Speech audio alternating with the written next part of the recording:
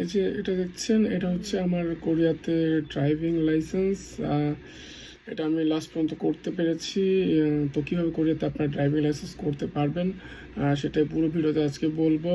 অনেকে দেশ থেকেও আনতে চাচ্ছেন, ড্রাইভিং লাইসেন্স করে সেটাকে সত্যায়িত করে সেটাও করতে পারেন। এবং কোরিয়ার হাগুন থেকে ড্রাইভিং লাইসেন্স করেছি।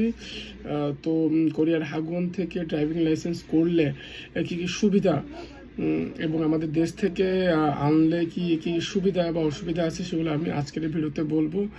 তো ভিডিওটা মনোযোগ দিয়ে দেখবেন। আশা করি সব কিছু আপনাদের ক্লিয়ার হয়ে যাবে।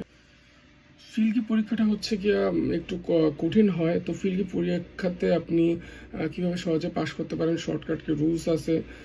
তো কোরিয়ার যেহেতু উনজন মিয়নহো একটা অ্যাপস আছে, ওই অ্যাপস থেকে হুবহু প্রশ্ন আসে। তো আপনি উনজন মিয়নহো অ্যাপসটাকে ডাউনলোড করে সেখান থেকে উপরে থিওরিক্যাল 500 প্রশ্ন আছে, ওই 500 প্রশ্ন